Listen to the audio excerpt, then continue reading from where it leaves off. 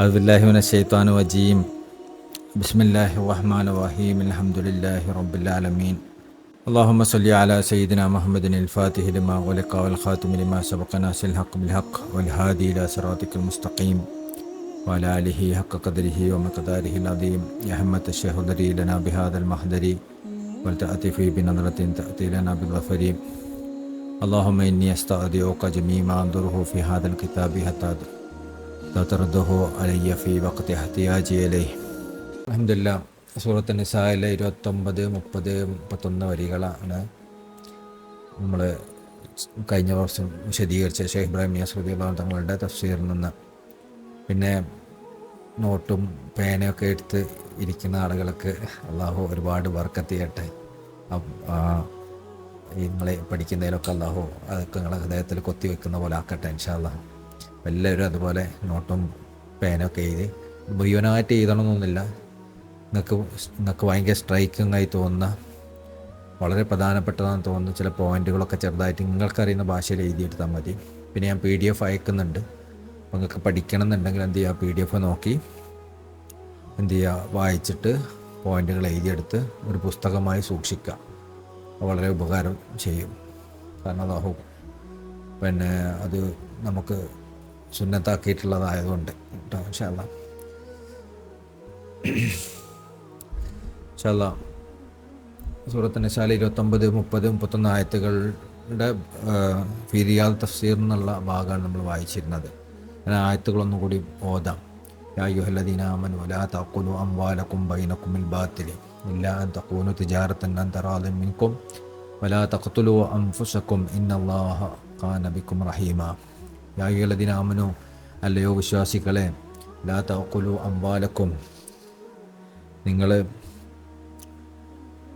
അംവാലക്കും ബൈനക്കും, നിങ്ങളുടെ ഇടയിലുള്ള സമ്പത്തിനെ ഭക്ഷിക്കരുത്, ബിൽ ബാത്തിലി, അന്യായമായി ഭക്ഷിക്കരുത്, ഇല്ലാ അൻ തകൂനു തിജാറതൻ അൻ തറാദിൻ മിൻകും, നിങ്ങൾ പരസ്പരം തൃപ്തിപ്പെട്ടുകൊണ്ട് കച്ചവടം നൽകിയത് കച്ചവടം നടത്തിക്കൊണ്ടുണ്ടാക്കിയതല്ലാതെ. വലാ തഖ്തുലൂ അൻഫുസക്കും, നിങ്ങൾ നിങ്ങളെ സ്വന്തത്തെ കൊന്നുകളയരുത്. ഇന്നല്ലാഹ കാന ബിക്കും റഹീമ, തീർച്ചയായും അല്ലാഹു കാരുണ്യവാനാണ്. വമൻ തഫ്അൽ ദാലിക ഉദ്വാനൻ വദുൽമൻ, ആരെങ്കിലും ഈ രൂപത്തിൽ പ്രവർത്തിച്ചാൽ, ഉദ്വാനം വദുൽമൻ, ഈ രൂപത്തിലുള്ള അതിക്രമവും അതുപോലെ തന്നെ അനീതിയും പ്രവർത്തിച്ചാൽ, അത് നേരത്തെ പറഞ്ഞ രൂപത്തിൽ അതിക്രമിച്ചുകൊണ്ട് മറ്റൊരാളെ സമ്പത്ത് കവർന്നെടുക്കുകയോ വേറൊരാളെ കൊല്ലുകയോ അതുപോലുള്ള കാര്യങ്ങളൊക്കെ ചെയ്താൽ, ഫസൗഫ നുസ്ലീഹി നാറൻ, അവരെ അള്ളാഹു നരകത്തിൽ പ്രവേശിപ്പിക്കും, നരകത്തിലിട്ട് കരിക്കും. വകാന ദാലിക അലല്ലാഹി യസീറ, അള്ളാഹുവിന് അത് പ്രയാസമുള്ള കാര്യമൊന്നുമല്ല. ഇൻ തജ്തനിബു കബാഇറ മാ തൻഹൂന അൻഹു, ഈ പറഞ്ഞ അള്ളാഹു വിലക്കിയ വൻ തെറ്റുകൾ ആരെങ്കിലും ഒഴിവാക്കിയാൽ, അത് വർജിച്ചാൽ, നുകഫിറ അൻകും സയ്യാതിക്കും, അള്ളാഹു അവൻ്റെ ദോഷങ്ങളൊക്കെ പുറത്തു കൊടുക്കും. വനുദ്ഖിലുഹും മുദ്ഖലൻ കരീമ, മാന്യമായ ഒരു സ്ഥാനത്ത് അള്ളാഹു പ്രവേശിപ്പിക്കുകയും ചെയ്യും, അതായത് സ്വർഗത്ത് പ്രവേശിക്കുന്നു. ഇതാണ് ആയത്ത്. ഇതിൻ്റെ ഫിരിയാദ് തഫ്സീർ എന്നുള്ള ഭാഗങ്ങളൊക്കെ നമ്മൾ ഓതിക്കഴിഞ്ഞു. ഇനി ബഹർ മദീദിൽ നിന്നുള്ള ഇതിൻ്റെ ആത്മീയമായ സാരങ്ങൾ, ആത്മീയമായ സൂചനകൾ എന്താണ് ഇതിലൂടെയൊക്കെ തരുന്നത് എന്ന് മനസ്സിലാക്കലാണ്. ലാ തഖ്തുലൂ അംവാലക്കും ബൈനക്കും ബിൽ ബാത്തിലി ഇല്ലാ തകൂനു തിജാറതൻ തറാദിൻ മിൻകും എന്ന ആയത്തിൻ്റെ ഇശാറത്ത്, അതിൻ്റെ ആത്മീയമായ സൂചന. ലാ തസ്രിഫു അംവാലക്കും വലാ അഹ്വാലക്കും മിൻ ഐരി മാ തുഖദ്ദിബുക്കും ഇലൽ ഹഖ്, അതായത് ഹക്കിലേക്ക് നിങ്ങളെ സമീപസ്ഥനാക്കുന്ന, ഹക്കിലേക്ക് നിങ്ങൾ അടുപ്പിക്കാൻ വേണ്ടിയല്ലാതെ നിങ്ങളുടെ സമ്പത്തുകളോ നിങ്ങളുടെ അവസ്ഥകളോ ഒന്നും വിനിമയം ചെയ്യരുത്, വിനിയോഗിക്കരുത് എന്ന്. അതായത് ഹക്കിലേക്ക് അടുപ്പിക്കാൻ വേണ്ടി മാത്രമാണ് നിങ്ങളെ സമ്പത്തിനെ വിനിയോഗിക്കേണ്ടത്, നിങ്ങളുടെ അവസ്ഥകളെ വിനിയോഗിക്കേണ്ടത്, അതിനുപയോഗിക്കേണ്ടത് നിങ്ങൾ ഹക്കിലേക്ക് അടുപ്പിക്കാൻ വേണ്ടി മാത്രമാണ്. ഫഇന്നമാ സിവൽ ഹഖ് കുല്ലുഹുൽ ബാത്തിൽ, കാരണം ഹക്കല്ലാത്ത എല്ലാം ബാത്തിലാണ്, ഹക്കല്ലാത്ത എല്ലാം മിഥ്യയാണ്. അപ്പോൾ ഹക്കിലേക്ക് അടുപ്പിക്കുന്ന കാര്യങ്ങൾ ആ ഹക്കിലേക്ക് അടുപ്പിക്കാൻ വേണ്ടി മാത്രമേ ഈ കാര്യങ്ങളൊക്കെ നിങ്ങൾ ചെയ്യാവൂ. നിങ്ങൾ എന്ത് സമ്പത്ത് ചെലവഴിക്കുന്നുണ്ടെങ്കിലും എങ്ങനെ നിങ്ങൾ സമ്പത്ത് ഉണ്ടാക്കുകയാണെങ്കിലും അതൊക്കെ നിങ്ങൾ ചെയ്യേണ്ടത് ഹക്കിലേക്ക് നിങ്ങൾ അടുപ്പിക്കാൻ വേണ്ടിയാണ്. കാരണം ഹക്കല്ലാതെ എല്ലാം നിത്യമാണ്, മിഥ്യയാണ്. അപ്പോൾ ഹക്കല്ലാത്ത എല്ലാം മിഥ്യയാവുന്ന സമയത്ത് നിങ്ങൾ ഹക്കല്ലാത്ത ഒന്നിലേക്ക് അടുക്കാൻ വേണ്ടി എന്തെങ്കിലും ചെയ്താൽ നിങ്ങൾ മിഥ്യയായ ഒന്നിലേക്കാണ് അടുക്കാൻ ശ്രമിക്കുന്നത്, അതായത് ഇല്ലാത്ത ഒന്നിലേക്കാണ് അടുക്കാൻ ശ്രമിക്കുന്നത്. ഒരു മരീചികയൊക്കെ പിന്നാലെ പോകുന്നത് പോലെ ഉണ്ടാവും. നിങ്ങൾ ആരെങ്കിലും തൃപ്തി കാംക്ഷിച്ചുകൊണ്ട് നമ്മൾ എന്തെങ്കിലും പ്രവർത്തനങ്ങൾ ചെയ്തു, നമ്മുടെ സമ്പത്ത് വിനിയോഗിച്ചു, ദുനിയാവിൽ എന്തെങ്കിലും കിട്ടണമെന്ന് വിചാരിച്ച് വിനിയോഗിച്ചു, ഇതൊക്കെ നമ്മൾ വിനിയോഗിച്ചു എന്ന് കരുതുക. അങ്ങനെ നമ്മൾ വിനിയോഗിച്ചാൽ നമ്മൾ ഒരു മരീചികയൊക്കെ പിന്നാലെ പോകുന്ന പോലെ ഉണ്ടാവും. അതുകൊണ്ട് ഒരു ഗുണം ഉണ്ടാവില്ല. കാരണം അതൊക്കെ ബാത്തിലാണ്, ഇല്ലാത്തതാണ്. ഉണ്ട് നമുക്ക് തോന്നുന്നതാണ്. യഥാർത്ഥത്തിലുള്ളത് ഹക്ക് മാത്രമാണ്, അള്ളാഹു മാത്രമാണ്. ഹക്കിന് വേണ്ടി ചെയ്ത പ്രവർത്തനങ്ങൾ മാത്രമേ നമുക്ക് ഉപകാരം ചെയ്യുള്ളൂ. കമാ ഖാല ഷായിർ, കവി പാടിയതുപോലെ, അലാ കുല്ലു ഷൈഇൻ മാ ഖലാ അല്ലാഹു ബാത്തിലുൻ. പിന്നെ അലാ കുല്ലു ഷൈഇൻ, എല്ലാ കാര്യങ്ങളിലും മാ ഖലല്ലാ, അള്ളാഹു ഇല്ലെങ്കിൽ അത് ബാത്തിലാണ്. അള്ളാഹു ഇല്ലാത്ത കാര്യങ്ങളാണ്, അതൊക്കെ ബാത്തിലാണ്, അതൊക്കെ മിഥ്യയാണ്.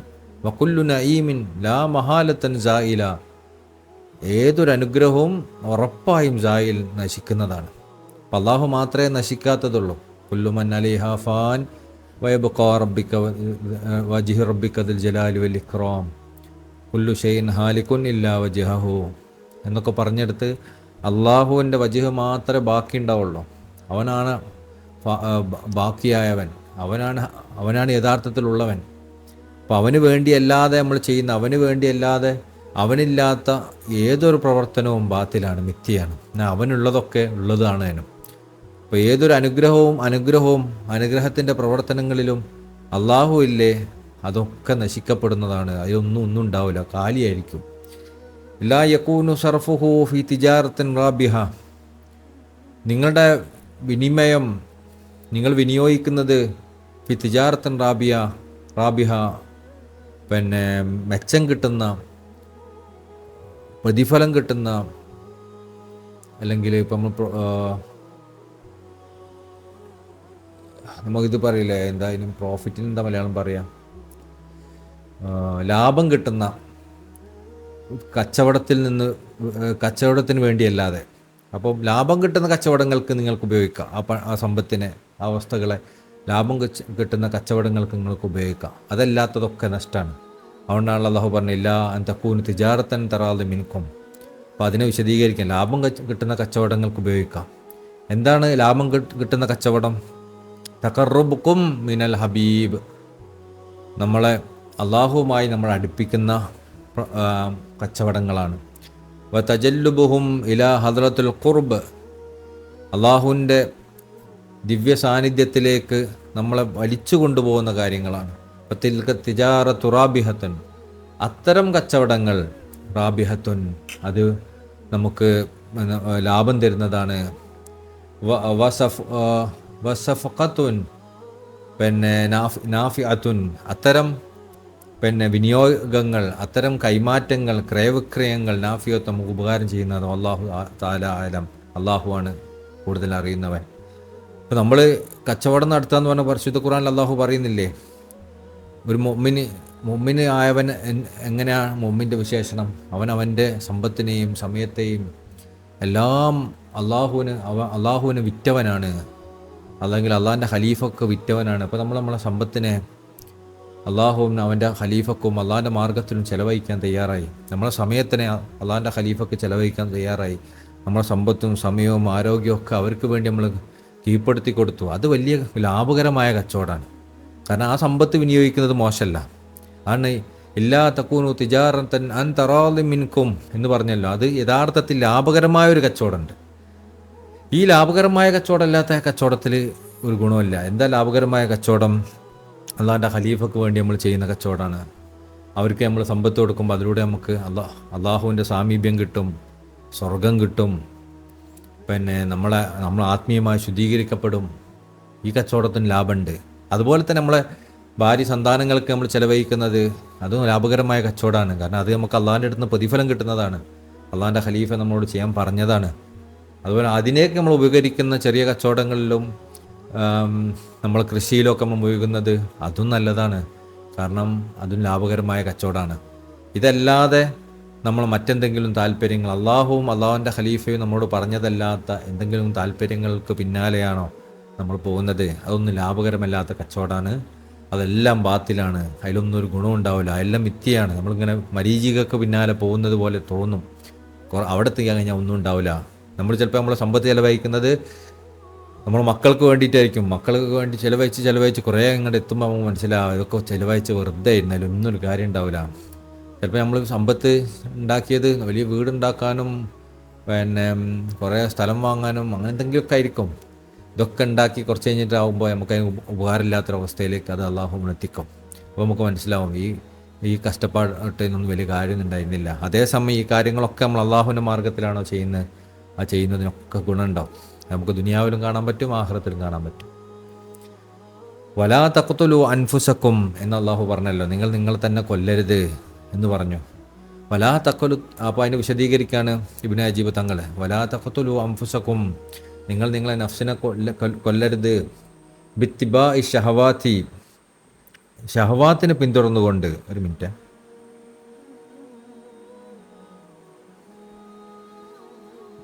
ഷഹവാത്തിന്, നമ്മളെ ദേഹേച്ഛകളെ പിന്തുടർന്നുകൊണ്ട് നിങ്ങളെ നഫ്സിനെ കൊല്ലരുത്.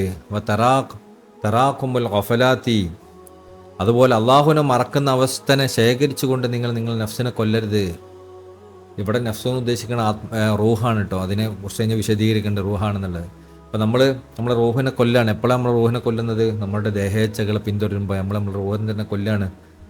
നമ്മൾ അള്ളാഹുവിനെ മറക്കുന്ന അവസ്ഥയിലുള്ള അഫലത്തുകളെ ശേഖരിക്കുമ്പോൾ, അതിനെ നമ്മൾ ഒരുക്കൂട്ടി വെക്കുമ്പോൾ, അപ്പോഴും നമ്മളെ റൂഹിനെ കൊല്ലാണ്.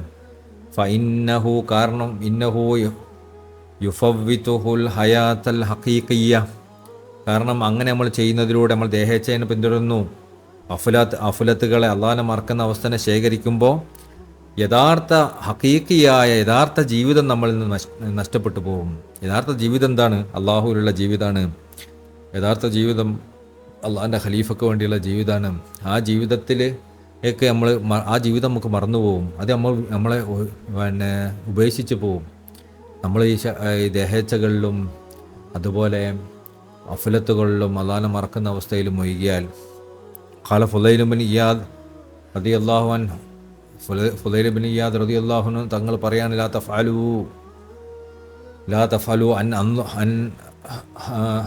തഅഫുലു അൻ ഹദ്ദി അൻഫുസിക്കും, നിങ്ങൾ അഫലത്തിലാവരുത്. അൻ ഹദ്ദി അൻഫുസിക്കും, നിങ്ങളുടെ നഫ്സിൻ്റെ ഓഹരിനെ കുറിച്ച് തൊട്ട് നിങ്ങളെ നഫ്സിൻ്റെ ഓഹരി എന്താണ് നിങ്ങൾക്ക് ബോധ്യം ഉണ്ടാവണം. ആ ഓഹരിനെ നിങ്ങൾ മറന്നു പോകരുത്. ഫമൻ അഫല അൻ ഹദ്ദി നഫ്സിഹി, നിങ്ങളെ നഫ്സിൻ്റെ ഓഹരിനെ പറ്റി ആരെങ്കിലും മറന്നുപോയാൽ ഫഖഅന്നഹ ഖത്ലഹ, അവൻ അതിനെ കൊല്ലുന്നത് പോലെയാണ്. ഇപ്പോൾ നമ്മളെ ശരീരത്തിൻ്റെ ഓഹരിനെ മറക്കുന്നില്ലല്ലോ. ശരീരത്തിൻ്റെ ഓഹരി ഭക്ഷണമാകുന്ന ഓഹരിയുണ്ട് ശരീരത്തിന്, അതുപോലെ ഉറക്കമാകുന്ന ഓഹരിയുണ്ട്, അതുപോലെ പല ഓഹരികളും ശരീരത്തിനുണ്ട്. അതൊക്കെ നമ്മൾ അതിൻ്റെ വേണ്ടുന്ന പോലെ നമ്മൾ കൊടുക്കുന്നുണ്ട്. ഒന്ന് നഷ്ടപ്പെട്ടാൽ നമ്മളത് കഥാ വിട്ടിട്ടുണ്ട്, ഇതൊക്കെ ചെയ്യുന്നുണ്ട്. അതേസമയം നമ്മൾ റൂഹിന് ഓഹരിയുണ്ട്, നമ്മളെ സിറിന് ഓഹരിയുണ്ട്. ഈ ഓഹരികളൊന്നും നമ്മൾ വേണ്ട പോലെ കൊടുക്കുന്നില്ല. ഈ റൂഹിൻ്റെ ഓഹരി, അതിൻ്റെ അമലുകളിലുള്ള ഓഹരി എന്താണ്? അത് നമ്മൾ ഔറാദുകൾ കൊണ്ടെടുക്കുന്നതാണ്, സമയാസമയത്ത് ഖുർആൻ ഓതുന്നതാണ്, നിസ്കരിക്കുന്നതാണ്. ഇത്തരം ഓഹരികളൊന്നും നമ്മൾ കൊടുക്കാതിരിക്കുമ്പോൾ യഥാർത്ഥത്തിൽ നമ്മൾ അതിനെ കൊല്ലുന്നത് പോലെയാണ്. അതുപോലെ തന്നെ ഏത് കർമ്മങ്ങളും അള്ളാഹുവിലേക്ക് യാത്ര ചെയ്യാനും അവൻ്റെ സാമീപ്യം നമുക്ക് ഉറപ്പാക്കി തരാനും വേണ്ടിയാവണം. അങ്ങനെ ചെയ്യുന്നില്ലെങ്കിലും നമ്മൾ നഫ്സിൻ്റെ ഓഹരി മറന്നു പോയവരെ പോലെയാണ്, നമ്മളതിനെ കൊന്നവരെ പോലെയാണ് എന്ന് ബഹുമാനപ്പെട്ട ഫുളൈൽ ബിൻ ഇയാദ് റളിയല്ലാഹു അൻഹു തങ്ങൾ പറയാൻ. വഅദ്ലുൻ നഫ്സി, എന്താണ് നഫ്സിൻ്റെ ഹല്ല്? നഫ്സിൻ്റെ ഓഹരി എന്താ? ഹുവ തസ്കിയതുഹാ, നഫ്സിൻ്റെ ഓഹരി എന്ന് പറഞ്ഞാൽ അതിനെ ശുദ്ധീകരിക്കലാണ്.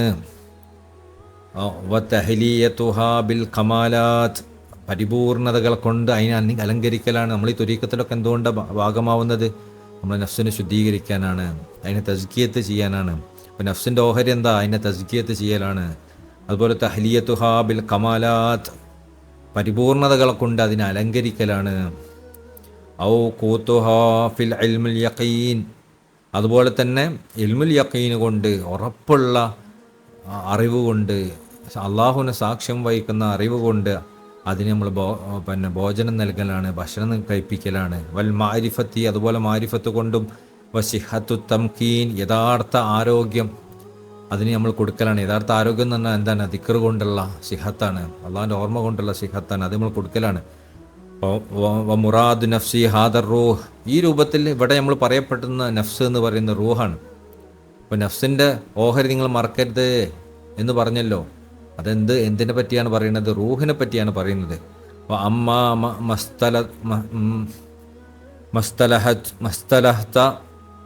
മസ്തലഹത്ത് അലൈഹി സൂഫിയത്തു മിൻ അന്ന നഫ്സി യജിബു ഖത്ലഹ, എന്നാൽ സൂഫികൾക്കിടയിൽ ഒരു ഇസ്തിലാഹാത്ത് ഉണ്ട്. എന്താണ് നഫ്സ്? നഫ്സ് എന്ന് പറയുന്ന സൂഫികളുടെ ഇടയിൽ പറയപ്പെടുന്ന ഒരു നഫ്സ് ഉണ്ട്. അതിനെ കൊല്ലണം എന്ന് പറയുന്ന നഫ്സിനെ കൊല്ലുക എന്ന് പറയുന്ന ഒരു നഫ്സ് ഉണ്ട്. അതെന്താണ്? ഫൈന മുറാദുദാലിക്ക നഫ്സുൽ അമ്മാറ, അത് അമ്മാറത്തിൻ്റെ നഫ്സിനെയാണ്.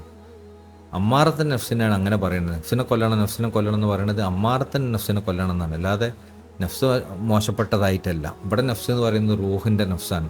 ചില സ്ഥലത്തൊക്കെ നഫ്സ് എന്ന് പറഞ്ഞാൽ സ്വന്തം എന്നുള്ള അർത്ഥത്തിൽ നഫ്സ് എന്ന് പറയാറുണ്ട്. അപ്പം എല്ലാ സ്ഥലത്തും നഫ്സ് എന്ന് പറയുന്നത് നമ്മൾ അമ്മാറത്തിൻ നഫ്സ് എന്ന് അറിയപ്പെടുന്ന നഫ്സിനെ പറ്റിയല്ല എന്ന് മനസ്സിലാക്കണം. ഫൈന മുറാദഹും ബിദാലിക്ക നഫ്സു അമ്മാറ, കാരണം സൂഫികൾ അങ്ങനെ നഫ്സ് എന്ന് പറയുന്നത് അമ്മാറത്തിൻ നഫ്സാണ്. അപ്പോൾ വലാത്തക്കത്തുലു അംഫുസക്കും, നിങ്ങൾ നഫ്സിനെ കൊല്ലരുത് എന്നുള്ള പറഞ്ഞാൽ അതിനർത്ഥം നിങ്ങൾ അമ്മാറത്തിൻ നഫ്സിനൊക്കെ അങ്ങനെ തന്നെ വെക്കണം, കൊല്ലരുത് എന്നല്ല. അവിടെ പറയപ്പെടുന്ന നഫ്സ് എന്ന് പറയുന്നത് റൂഹാകുന്ന നഫ്സിനെയാണ്, ശുദ്ധി ആർജിച്ച നഫ്സിനെയാണ്, തസ്കിയത്തിന് നേടിയ നഫ്സിനെയാണ്. ആ നഫ്സിനെ നിങ്ങൾ കൊല്ലരുതേ, അതിന് ജീവൻ എപ്പോഴും കൊടുത്തുകൊണ്ടിരിക്കണേ. അതിൻ്റെ ജീവൻ എന്താണ്? അള്ളാഹുവിൻ്റെ മാർഗത്തിൽ അതിനെ സഞ്ചരിപ്പിക്കലാണ്, അള്ളാഹുവിനെ ദിക്റിലും ഇബാദത്തിലും ഹിദ്മത്തിലും ഒക്കെ ആയിട്ട് അതിനെ ജീവിപ്പിക്കലാണ് അതിൻ്റെ ജീവൻ എന്ന് പറയുന്നത്. അത് നിങ്ങൾ കൊടുക്കാതിരിക്കരുതേ എന്നാണ് പറഞ്ഞതിൻ്റെ സാരം. അപ്പോൾ അതിൻ്റെ മുറാദഹും ബിദാലിക്ക നഫ്സുൽ അമ്മാറ. അപ്പോൾ സൂഫികൾ പറയുന്ന നഫ്സ് എന്ന് പറയുന്നത് അത് നഫ്സുൽ അമ്മാറയാണ്. ഫൈന റൂഹ മാ ദാമത് മുദ്ലിമതൻ ബിൽ മആസി വൽ ഹവാ സമ്മൈതു നഫ്സൻ, ഈ റൂഹ് ഇനി അത് നിലനിൽക്കുന്നത് തെറ്റുകൾ മുഴുകിയ അവസ്ഥയിലും ദേഹേച്ഛകളും ഒക്കെ ആണെങ്കിൽ അതിനെ നമ്മൾ ശരിക്കും നേരത്തെ പറഞ്ഞ നഫ്സ് എന്ന് പറയുന്ന രൂപത്തിലാവും. ഫൈദ തതഹർത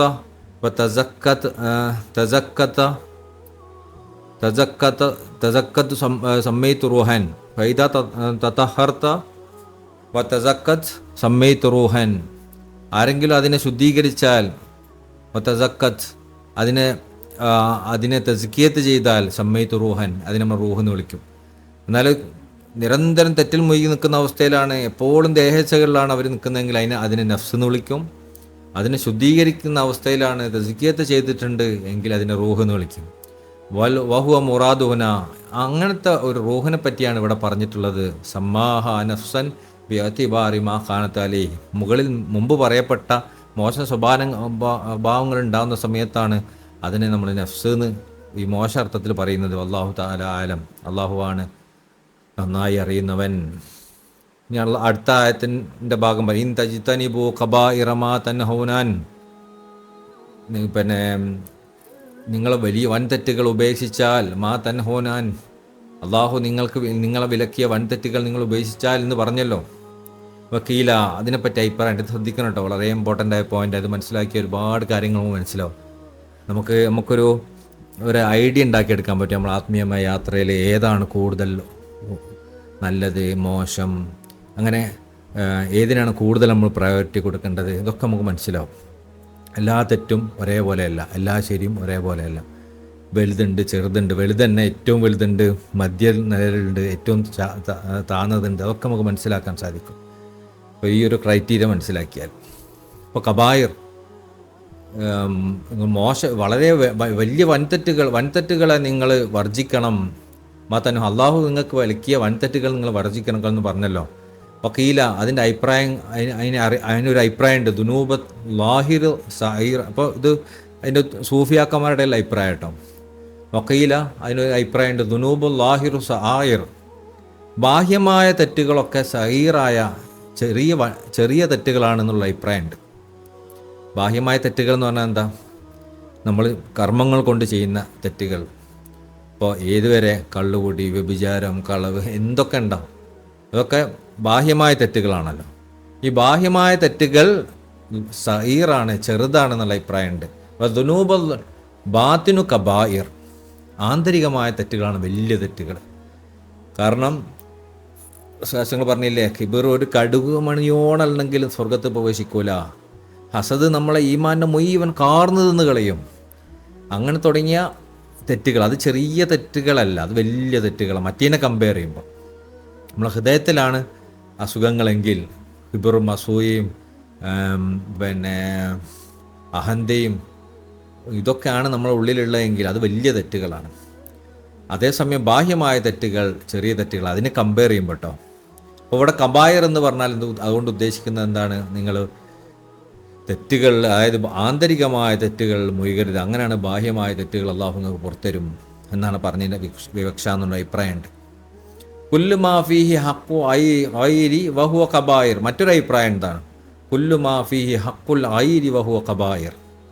മറ്റുള്ളവരുമായി ബന്ധപ്പെട്ട തെറ്റുകൾ അത് വലിയ വൻ തെറ്റുകളാണ്. അപ്പം വേറൊരാളെ നമ്മൾ ഉപദ്രവിച്ചു, നാവ് കൊണ്ട് ഉപദ്രവമുണ്ട്, കൈ കൊണ്ട് ഉപദ്രവമുണ്ട്. വിശ്വാസങ്ങൾ പറഞ്ഞില്ലേ, ഒരു മുസ്ലിം ആവില്ല അവൻ്റെ നാവ് കൊണ്ടോ അവൻ്റെ കൈ കൊണ്ടോ ഒക്കെ മറ്റൊരു മുസ്ലിം സുരക്ഷിതനല്ലെങ്കിൽ ഒരിക്കലും ഒരു മുസ്ലിം ആവില്ല. അപ്പോൾ നമ്മൾ കൈ കൊണ്ട് ആരെങ്കിലും ഉപദ്രവിക്കുന്നുണ്ടെങ്കിൽ, നാവ് കൊണ്ട് ആരെങ്കിലും ഉപദ്രവിക്കുന്നുണ്ടെങ്കിൽ, ഇതൊക്കെ നമ്മൾ ചെയ്യുന്നുണ്ടെങ്കിൽ അത് വലിയ തെറ്റാണ്. കാരണം നമ്മൾ മറ്റുള്ളവരുമായിട്ട് ബന്ധപ്പെട്ട് കിടക്കുന്നതാണ്. അപ്പോൾ കബായർ, ഈബത്ത് പറയുക, നമീമത്ത് പറയുക, അതുപോലെ തന്നെ പരസ്പരം അങ്ങോട്ടും ഇങ്ങോട്ടും തമ്മിലടിപ്പിക്കുക, ഇങ്ങനെ തുടങ്ങി മറ്റുള്ളവരെ ഉപദ്രവിക്കുക, ഇങ്ങനത്തെ കാര്യങ്ങളുണ്ടല്ലോ. നമ്മൾ ബാക്കിയുള്ളവരുമായിട്ട് ബന്ധപ്പെട്ട കാര്യങ്ങൾ അത് നമ്മൾ ചെയ്യുന്നുണ്ടെങ്കിൽ അത് വൻ തെറ്റുകളാണ്. ഒമാഖാന ബൈനക്ക ബൈൻ അല്ലാഹി തആല സആയിർ. എന്നാൽ അള്ളാഹു അടിമയും തമ്മിലുള്ള തെറ്റുകളാണെങ്കിലോ അത് ചെറിയ തെറ്റുകളാണ്. ഇതിനെ കമ്പയർ ചെയ്യുമ്പോൾ കേട്ടോ, അള്ളാഹുവും അടിമയും തമ്മിലുള്ള തെറ്റുകൾ ചെറിയ തെറ്റുകളാണ് മറ്റേതിനെ കമ്പയർ ചെയ്യുമ്പോൾ. വഹ്തജ്ജ ഹാദാ ബി ഖൗലിഹി. ഇതിൻ്റെ തെളിവായിട്ട് അലൈഹി സ്വലാത്തു വസ്സലാം റസൂലുള്ളാഹി സ്വല്ലല്ലാഹു അലൈഹി വസല്ലമ തങ്ങൾ പറഞ്ഞിട്ടുണ്ട്, യുനാദി യൗമൽ ഖിയാമ. ഈ ഹദീസ് വളരെ രസകരമായ ഹദീസായിട്ട്, എപ്പോഴും മനപ്പാടാക്കാൻ പറ്റുന്ന ഒരു മനപ്പാടാക്കി വെക്കണം. നോട്ടൊക്കെ എഴുതുന്ന ആൾക്കാർ ഇത് എഴുതി വെക്കണം, എന്നിട്ട് അതിൻ്റെ അർത്ഥം പഠിക്കണം. ചുരുങ്ങിയത് അറബി പഠിക്കാൻ പറ്റുക അങ്ങനെ തന്നെ പഠിക്കണം, അല്ലെങ്കിൽ അർത്ഥം പഠിക്കണം. വളരെ പ്രധാനപ്പെട്ട ഒരു ഹദീസാണ്. യുനാദി യൗമൽ ഖിയാമ മുനാദിൻ മിൻ ബുത്നാനിൽ അർശ്. അർശിൻ്റെ താഴെ നിന്ന് നാളെ ഒരു വിളിയാളം മുഴങ്ങും. ഒരു വിളിയാളൻ വിളിച്ചു പറയും, അർശിൻ്റെ താഴെ നിന്നിട്ട് ഒരു വിളിക്കുന്ന ആൾ വിളിച്ചു പറയും, യാ ഉമ്മത്തു അഹമ്മദ്, അഹമ്മദിൻ്റെ സമൂഹമേ, അതായത് റസൂലുള്ളാഹി സ്വല്ലല്ലാഹു അലൈഹി വസല്ലം സമൂഹമേ, ഇന്നല്ലാഹ തആല യഖൂൽ, അല്ലാഹു തആല പറയുന്നുണ്ട്, അമ്മാ മാ കാന ലീ ഖിബ്ലക്കും ഫഖദ് വഹബ്തുഹു ലക്കും. അമ്മാ കാന ലീ ഖിബ്ലക്കും, നമ്മളുടെ ഇടയിലുണ്ടല്ലോ, നമ്മളുടെ ഇടയിലുള്ള കാര്യങ്ങളുണ്ടല്ലോ, തീർച്ചയായും വഹബ്തുഹു ലക്കും, അത് ഞാൻ വിട്ടുവീഴ്ച ചെയ്തു തന്നിരിക്കുന്നു.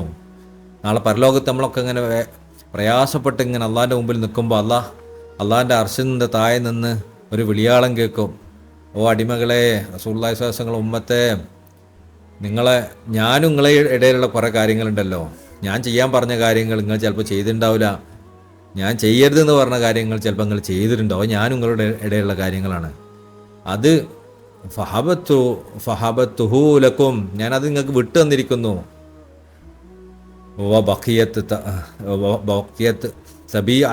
ബാക്കിയുള്ളത് പിന്നെന്താ, നിങ്ങളുടെ ഇടയിലുള്ള കാര്യങ്ങളാണ്, അത് ഞാനും നിങ്ങളും തമ്മിലുള്ളതല്ല, നിങ്ങളുടെ ഇടയിലുള്ള കാര്യങ്ങളാണ്. തവാഹബൂഹ, അത് നിങ്ങൾ പരസ്പരം പുറത്തു കൊടുക്കുക. വദ്ഖുലുൽ ജന്ന, എന്നിട്ട് നിങ്ങൾ സ്വർഗത്തിലേക്ക് പ്രവേശിച്ചോളി എന്ന്. അത് നിങ്ങൾ പരസ്പരം പുറത്തു കൊടുക്കുക, എന്നിട്ട് നിങ്ങൾ സ്വർഗത്തിലേക്ക് പ്രവേശിച്ചോളി എന്ന് പറയും. അപ്പോൾ നിങ്ങൾ ആലോചിച്ച് നോക്കി, പരലോകത്ത് ഞമ്മക്കിപ്പോൾ ഒരു പ്രയാസം നേരിട്ടിട്ട് ഭയങ്കര പ്രയാസത്തിൽ അഭിമുഖീകരിച്ച് നിൽക്കുകയാണ് നമ്മൾ. അപ്പോൾ ഒരാൾ വന്നിട്ട് പറയാണ്, നിങ്ങളൊരു ചെറിയൊരു ഉപകാരം ചെയ്യോ, എനിക്ക് ഈ കാര്യം നടന്നു കിട്ടിയാൽ എനിക്ക് സ്വർഗത്ത് പ്രവേശിക്കായിരുന്നു, ഈ കാര്യം ഒന്ന് പുറത്ത് കിട്ടിയാൽ നിങ്ങൾ പുറത്ത് തന്നാൽ സ്വർഗത്ത് പ്രവേശിക്കായിരുന്നു ഒക്കെ നമ്മളോട് പറഞ്ഞാൽ നമ്മളെന്താ പറയുക, അങ്ങനെയാണ് ഒരു കാര്യം ചെയ്യും, ₹1,00,000 എന്നാളാ എന്നാൽ എനിക്ക് പുറത്തു തരാൻ അറിയും. നിങ്ങൾ അറിയില്ലേ? കാരണം നമുക്ക് ആവശ്യമുള്ള സമയമായിരിക്കും അത്. അപ്പോൾ ചിലപ്പോൾ ₹1,00,000 വരും, എന്നാൽ ഈ പോയിക്കോ അറിയും. അതേപോലെ പരലോകത്ത് നമുക്ക് എത്രത്തോളം ആവശ്യമുണ്ടാവും. അപ്പോൾ നമ്മളൊരാളെ കുറ്റം പറഞ്ഞു എന്ന് കരുതുക, ഒരാളെ ഈബത്ത് നമീമത്ത് പറഞ്ഞു, അപ്പോൾ തമ്മിലടുപ്പിച്ചു, എന്തെങ്കിലുമൊക്കെ അവരോട് അസൂയ വെച്ചു, അവരെ മുമ്പിൽ കിബറിനായി നടന്നു, ഇതൊക്കെ നമ്മൾ ചെയ്തു എന്ന് കരുതാം. അവരുടെ ഇടയിലുള്ള പ്രശ്നങ്ങളിൽ നമ്മൾ ഇടപെട്ടു, വഷളാക്കി. അങ്ങനെ നമ്മൾ ചെയ്താൽ നമ്മൾ അവരോട് പോയി പറയണം, അല്ല മൂവ് പുറത്ത് തന്നിട്ടുണ്ട്, നിങ്ങളാണ് പുറത്ത് തരേണ്ടത്, നിങ്ങൾ പുറത്തരി എന്ന് പറഞ്ഞാൽ. അപ്പോൾ അവിടെ പറയും, ഒരു കാര്യം അയാൾ പറയും, നിങ്ങൾ തഹജ്ജുദൊക്കെ ഇങ്ങോട്ട് തന്നാളി, നിങ്ങൾ ഖുർആനത്തൊക്കെ ഇങ്ങോട്ട് തന്നാളി, ഇതങ്ങ് പോയിക്കോളി എന്ന് പറഞ്ഞാലുള്ള അവസ്ഥ ആലോചിച്ച് നോക്കി. നമ്മൾ ജീവിതത്തിൽ ഉണ്ടാക്കിയ മുഴുവൻ അവിടെ ഏൽപ്പിച്ച് നമ്മൾ പോകേണ്ടി വരും. അതുകൊണ്ടാണ് പറഞ്ഞത് ഫതഹാബുഹ, നിങ്ങളുടെ ഇടയിലുള്ളത് നിങ്ങൾ തീരുമാനമാക്കിയിട്ട് പോയിക്കോളി എന്ന് പറഞ്ഞാൽ പലരും തീരുമാനമാക്കൂല. അടിമകൾ അള്ളാഹു പുറത്തുതരുന്ന പോലെ അടിമകൾ പുറത്തുതരൂല. എന്നാൽ മഹത്തുക്കളൊക്കെ ആണെങ്കിൽ ചിലപ്പോൾ മഹത്തുക്കൾ പുറത്തുതരുന്ന തരും. പക്ഷേ വേറെ പ്രശ്നമുണ്ട്, മഹത്തുക്കളെ വിഷയം നേരെ ഓപ്പോസിറ്റാണ്. മഹത്തുക്കൾ പുറത്തു തന്നാലും അള്ളാഹു പുറത്തെടുക്കൂല. അതാണ്ട് അള്ളാഹു വിശ്വാസങ്ങളോട് പറഞ്ഞില്ലേ മുനാഫിങ്ങളെ പറ്റിയിട്ട്, ഓരെ പറ്റി നിങ്ങൾ പറഞ്ഞാലും ഞാൻ കേൾക്കൂല എന്നൊക്കെ പറഞ്ഞു. അതെന്താണ്? അത് തങ്ങളോടുള്ള ധിക്കാരം കൊണ്ട് പറയണതല്ല, തങ്ങളോടുള്ള മഹബത്തിൻ്റെ ആധിക്യം കൊണ്ട് പറയണതാണ്. അപ്പോൾ നിങ്ങൾ ചിലപ്പോൾ ഓരോടുള്ള കാര്യം കൊണ്ട് എന്നോട് പറഞ്ഞു അവർക്ക് വിട്ടുവീഴ്ച ചെയ്ത് കൊടുത്താളെന്ന് പറഞ്ഞാൽ എന്നാലും ഞാൻ വിട്ടുവീഴ്ച ചെയ്യണം, നിങ്ങളോട് അങ്ങനെ ചെയ്യാൻ പാടുണ്ടോ എന്ന് അള്ളാഹു മഹാന്മാരുടെ വിഷയത്തിൽ പറയും. എന്നാൽ സാധാരണക്കാരൻ്റെ വിഷയത്തിൽ അള്ളാഹു പറയും, ഞാൻ വിട്ടുകൊടുത്ത് നിങ്ങൾ നോക്കിക്കോളി എന്ന് പറയും. അപ്പോൾ നേരെ ഓപ്പോസിറ്റാണ് നടക്കും. ഞാൻ പറഞ്ഞു വന്നത് ഇതാണ് വൻതെറ്റുകൾ. ഇതിലിപ്പോൾ 3 കാറ്റഗറിയിൽ നമുക്ക് കാണാൻ പറ്റും. ഒന്നാമത്തത്, ഇത് മനസ്സിലാക്കി നമുക്ക് ഒരുപാട് കാര്യങ്ങൾ മനസ്സിലാവും. ഒന്നാമത്തത് അള്ളാഹുവും അടിമയും തമ്മിൽ, പിന്നെ അടിമകൾ പരസ്പരമായിട്ടുള്ള ഏറ്റവും ഉയർന്ന കാറ്റഗറിയുള്ള മോശപ്പെട്ട കാര്യം എന്ന് പറഞ്ഞാൽ തസവൂഫിൻ്റെ പോയിൻ്റ് ഓഫ് വ്യൂ ആയിട്ടോ പറയണത്. സൂഫികളുടെ കാഴ്ചപ്പാടിൽ ഏറ്റവും മോശപ്പെട്ട കാര്യം മറ്റുള്ളവരുമായി ബന്ധപ്പെട്ട കാര്യങ്ങളാണ്. മറ്റുള്ളവരുമായി ബന്ധപ്പെട്ട കാര്യങ്ങളിൽ നമ്മൾ ചെയ്യുന്ന തെറ്റുകളുണ്ടല്ലോ, അതാണ് ഏറ്റവും മോശപ്പെട്ട കാര്യം. കാരണം അള്ളാഹു എത്രയും കാരുണ്യവാൻ, എന്തും ചെയ്തു തരും, പുറത്തു തരും. പക്ഷേ മറ്റുള്ളവർ ചിലപ്പോൾ ചെറിയ കാര്യങ്ങൾ വരെ പുറത്തു തരണമെന്ന് നിർബന്ധമൊന്നുമില്ല. അപ്പം നമ്മൾ കുടുങ്ങിപ്പോവും, അത് വലിയ തെറ്റുകളായി അവശേഷിക്കും. അപ്പം ഒന്നാമത്തത് ഏറ്റവും വലിയ തെറ്റായിട്ട് കബായിറിൻ്റെ ഏറ്റവും മുകളിൽ നിൽക്കുന്ന തെറ്റുകൾ മറ്റുള്ളവരുമായി ബന്ധപ്പെട്ട തെറ്റുകളാണ്. രണ്ടാമത്തത് നമ്മളെ ഹൃദയവുമായി ബന്ധപ്പെട്ട തെറ്റുകളാണ്.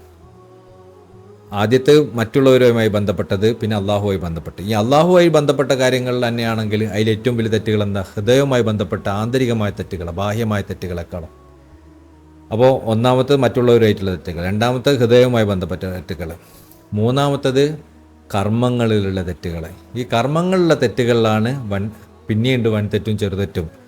അതിലിപ്പോൾ മറ്റുള്ള ഒരാളെ വധിക്കുക, സിഹർ ചെയ്യുക, വ്യഭിചരിക്കുക, അങ്ങനെ തുടങ്ങി ഒരുപാട് സ്വതന്ത്രരായ സ്ത്രീനെ പതിവ്രതയായ സ്ത്രീനെ പറ്റി മോശമില്ലാത്ത പറഞ്ഞ് പ്രചരിപ്പിക്കുക, യുദ്ധത്തിൽ നിന്ന് തിരിച്ച് ഓടിപ്പോവുക, അങ്ങനെ തുടങ്ങി പല കാര്യങ്ങളും എണ്ണിയല്ലോ.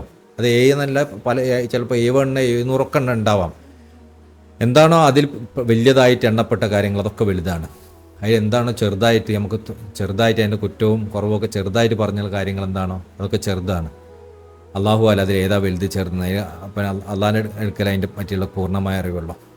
നമുക്ക് ഈ ഒരു ക്രൈറ്റീരിയ മനസ്സിലായാൽ നമ്മുടെ ജീവിതത്തിലും നമ്മൾ ആദ്യം ഒഴിവാക്കാൻ ശ്രമിക്കുക എന്താ?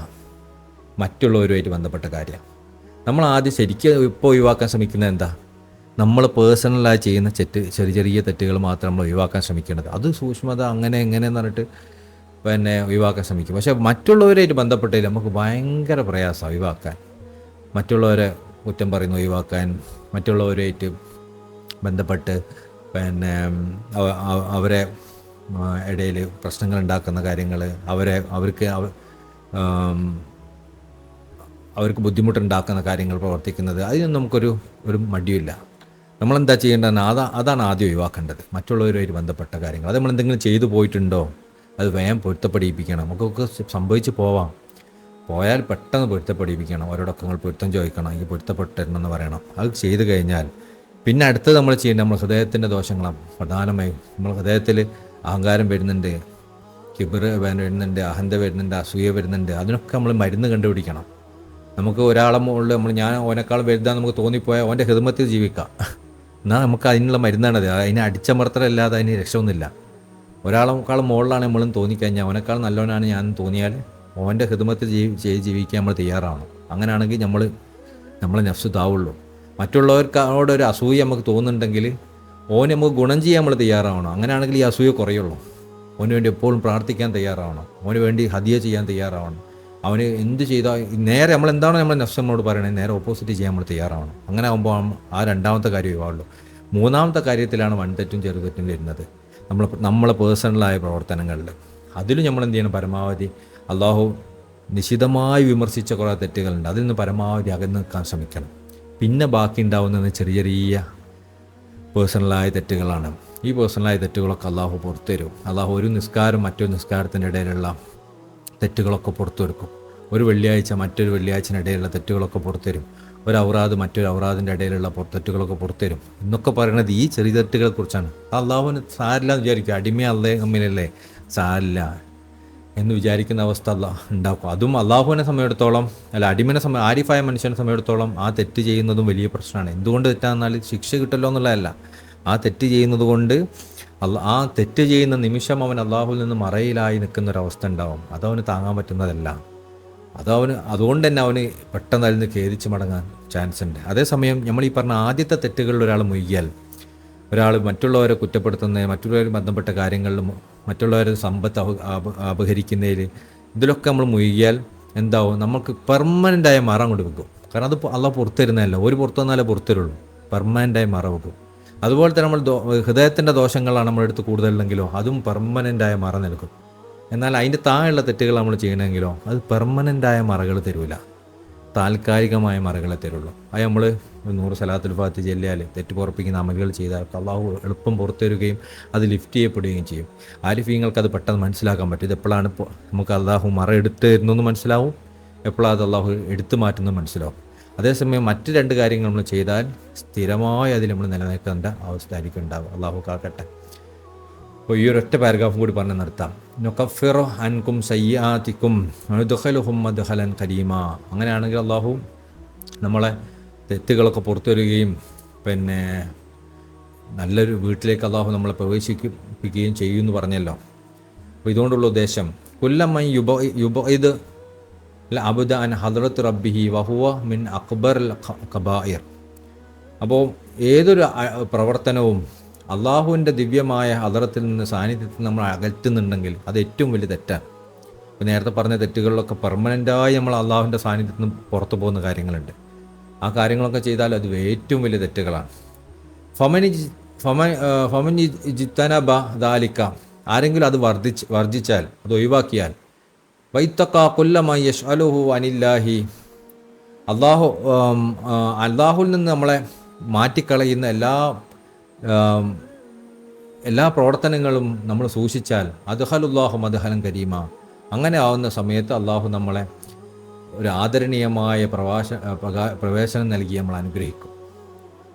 അപ്പോൾ അള്ളാഹു നമ്മളെ ഏറ്റവും നല്ല സ്ഥലത്തേക്ക് പ്രവേശിപ്പിക്കും, അള്ളാഹുവിൻ്റെ സാന്നിധ്യത്തിലേക്ക് നമ്മളെ പ്രവേശിപ്പിക്കും. എപ്പോഴാണ് പ്രവേശിക്കുക? നമ്മൾ ഈ വൻ തെറ്റുകളിൽ നിന്ന് മാറിയാൽ. അതുപോലെ തന്നെ അള്ളാഹുവിൽ നിന്ന് നമ്മൾ തെറ്റിച്ച് കളയുന്ന ഷുഗലുകളെ, എൻഗേജ്മെൻറ്റുകളിൽ നിന്നൊക്കെ നമ്മൾ വിട്ടുമാറിയാൽ നമ്മൾ അള്ളാഹുവിൻ്റെ സാന്നിധ്യമാകുന്ന ഏറ്റവും ഉന്നതമായ സ്ഥലത്തേക്ക് പ്രവേശിക്കും. വഹുവ ഹദ്റത്തു ഷുഹൂദ്, അള്ളാഹുവിന് സാക്ഷ്യം വഹിക്കുന്ന സാന്നിധ്യമാണ്. വതലദ്ദുദു ബിറുഅയത്തിൽ മഅബൂദ്, ആരെയാണോ നമ്മൾ ആരാധിക്കുന്നത് ആ ആരാധിക്കുന്നവനെ കാണുന്നതിലുള്ള സന്തോഷവും സമാധാനവും റാഹത്തും ഒക്കെ നൽകുന്ന ഒരു ആനന്ദത്തിൻ്റെ ഒരു സാന്നിധ്യമാണത്. വതറഖീ ഫി അസ്റാറിൽ ഹബീബിൽ വദൂദ്, സ്നേഹിക്കുന്നവനായ ഹബീബായ അള്ളാഹുവിൻ്റെ അസ്റാറുകളിലേക്കുള്ള ഉയർച്ച നമുക്ക് സാധ്യമാക്കുന്ന ഒന്നാണത്. ഖാലൽ വർത്തജബിയു, ഇമാം വർത്തജബി റളിയല്ലാഹു അൻഹു തങ്ങൾ പറഞ്ഞു, ഖാല അബൂ തുറാബ് റളിയല്ലാഹു അൻഹു തങ്ങളിൽ നിന്ന് ഉദ്ധരിച്ചുകൊണ്ട്, അമറല്ലാഹു ബിജിതിനാബി കബായിർ, അള്ളാഹു തആല നമ്മളെ വൻതെറ്റുകൾ വർജിക്കാൻ അള്ളാഹു തആല നമുക്ക് കൽപ്പന നൽകി. വഹിയദ്ദ ദാവൽ ഫാസിദത്ത്, അത് ഒന്നാമത്തത് എന്താ? വൻതെറ്റുകൾ പ്രധാനപ്പെട്ട തെറ്റാണ് ദഅവൽ ഫാസിദ. നമുക്ക് എന്താ പറയുക, വ്യാജമായ അവകാശവാദങ്ങൾ പറയൽ. അപ്പം ഞാൻ പറയാം, ഞാൻ വലിയ ഷെയ്ഖാണ്, ഞാൻ വലിയ അധികാരമുള്ള ആളാണ്, എനിക്കതുണ്ട് ഇതുണ്ട് എന്നൊക്കെ ഞാൻ അവകാശപ്പെട്ടിട്ടുണ്ടാൽ അത് വ്യാജമായ അവകാശവാദങ്ങളാണ്. അങ്ങനെ പറയൽ വൻതെറ്റിൽപ്പെട്ടതാണ്. ഇഷാറത്തുൽ ബാത്തില, നമുക്ക് തെറ്റായ ആത്മീയമായ സൂചനകൾ നൽകൽ, നമുക്ക് എനിക്കത് തോന്നുന്നുണ്ട് അതൊക്കെ വിളിച്ചു പറയൽ, അതൊക്കെ ആളുകളെ വഴിതെറ്റിക്കും. അങ്ങനത്തെ തെറ്റായ ആത്മീയ സൂചനകൾ നൽകൽ, വൈത്തലാഖുൽ ലഫ്ളി ബിഐരി ഹഖീഖിയ്യ, ഒരു യാഥാർത്ഥ്യവുമില്ലാത്ത കാര്യങ്ങൾ സംസാരിക്കൽ, നമ്മളെ ഒന്ന് വലുതാക്കാൻ വേണ്ടിയിട്ട് എന്തൊക്കെയോ ആൾക്കാരുടെ മുമ്പിൽ പറഞ്ഞ് ഉഷാറാക്കൽ, ഇങ്ങനത്തെ പരിപാടികളൊക്കെ, ഇതൊക്കെ ഹഖീഖത്തുമായി ബന്ധപ്പെട്ട ആളുകളുടെ ലോകത്തുള്ള വൻതെറ്റുകളെ കുറിച്ചൊന്ന് വിശദീകരിച്ചെന്ന് മാത്രമേ ഉള്ളൂ. ഇൻഷാ അല്ലാഹ്. ജസാക്കല്ലാഹു ഖൈർ.